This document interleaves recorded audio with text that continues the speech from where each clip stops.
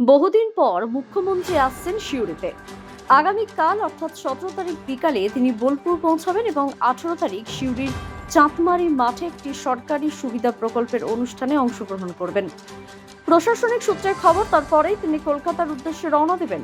মন্ত্রী চন্দ্রনাথ সিনহা অবশ্য বলেছেন যে মুখ্যমন্ত্রী যখন যে জায়গায় পছন্দ হয় সেখানেই যান। মমতা বন্দ্যোপাধ্যায়ের বীরভূম সফরকালীন দলীয় কোনো কর্মসূচি আছে কিনা জানতে চাওয়া হলে মন্ত্রী বলেন, আমরা সবাই তৈরি, তিনি ডাকলেই আমরা দলীয় কর্মসূচিতে অংশগ্রহণ করব। মুখ্যমন্ত্রী বোলপুর থেকে আকাশপথে সিউড়ি আসবেন এবং ইতিমধ্যেই সিউড়ির চাঁদমারি মাঠ পরিষ্কার পরিচ্ছন্ন ও হেলিপ্যাড তৈরির কাজ সহ অন্যান্য সব ব্যবস্থা শুরু হয়েছে।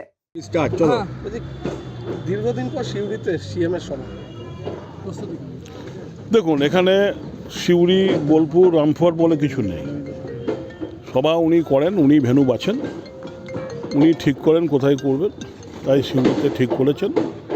সিউড়ি আমরা সবাই চেষ্টা করছি যাতে এই সাকসেস মিটিংটা, সভাটা সাকসেস হয়।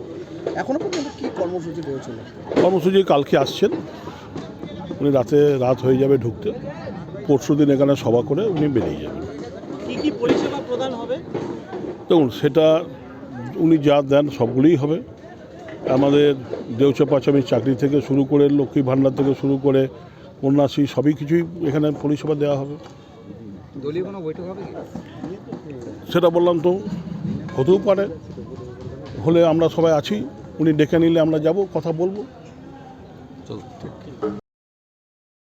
দ্য সহজ পাঠ, সহজ কথা, সঠিক তথ্য।